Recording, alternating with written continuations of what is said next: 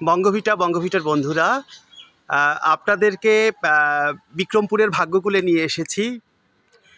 যখন এরকম প্রাচীন স্থাপনা চোখে পড়ল ভাগ্যকুলের জমিদার পরিবার এবং তৎকালীন জমিদারদের জৌলুস সম্বন্ধে দেখানোর জন্যই মূলত আপনাদেরকে দেখালাম যে তৎকালীন সময়ে দেশভাগের পূর্বে বিক্রমপুরের এখানকার হিন্দু পরিবারদের আভিজাত্য বনেদিয়ানা কতটা মানে ঐশ্বর্যমণ্ডিত ছিল।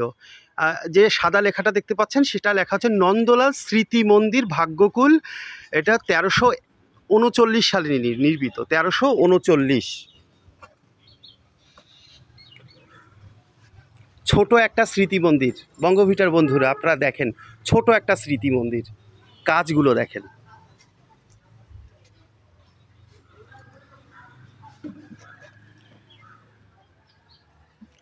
আমি মাঝে মধ্যে একটু বেশি কথা বলে ফেলি, যে এখন তো অনেক সম্পদশালী পয়সাওয়ালা আপনারা মানে হিন্দু সম্প্রদায়ের অনেককেই দেখি, যে আসলে যে সেই সময় একটা ব্যাপার দেখেন, একটা তুলসী গাছের এটাকে তো আপনারা আমরা তো মানে টব বলি, টবই তো বলেন। দেখেন কি চমৎকার পাথর দিয়ে তৈরি করেছে সেই সময়, মানে তুলসী গাছটা সেখানে রেখেছে, কি চমৎকার একটা টব।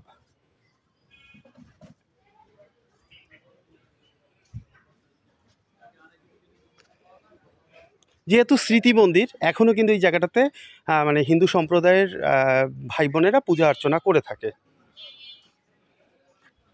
এখানে দেখতে পাচ্ছেন একটা দেবী কালীর একটা বিগ্রহ দেখতে পাচ্ছেন।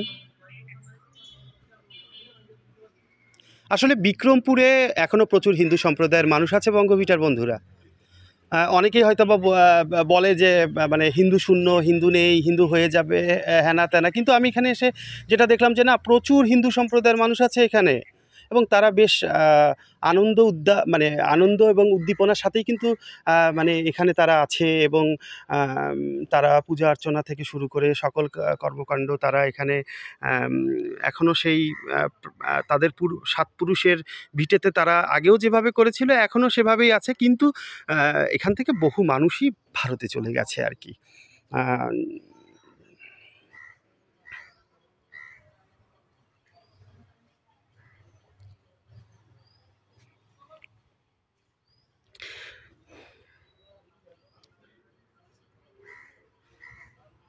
আচ্ছা বঙ্গভিটার গল্পের বন্ধুরা, আচ্ছা ভাবুন তো, তারা আসলে মানে আজ থেকে কত বছর আগে, 150 বছর 100 বছর আগে তারা নির্মাণ করেছিল, সেই নির্মাণ কাঠামোর নির্মাণ শৈলীগুলো দেখেন না।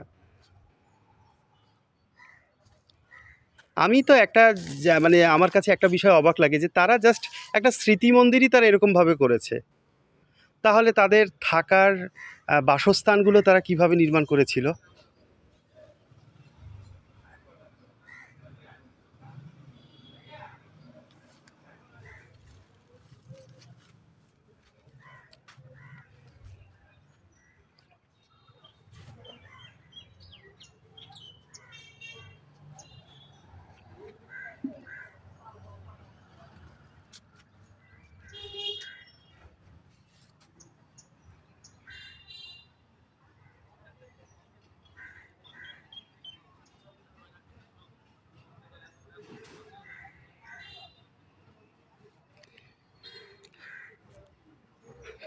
আমি আসলে বঙ্গভিটার যেহেতু বহুদিন থেকে আপনার লেখালেখি করেন, যে আমাদের এই আছিল ওই আছিল, দেশে বাড়ি এই ছিল ওই আছিল, তাই আমার কাছে মনে হলো যে না, যাই একটু বেরিয়ে আসি তো, দেখে আসি তো, যে আসলেই কি ছিল। হ্যাঁ, আপনার ঠাকুমা ঠাকুরদা পূর্বপুরুষ বাপ দাদা যা বলেছেন আসলেই ঠিক, আসলেই আপনাদের বহু কিছুই একসময় ছিল দেশভাগের পূর্বে।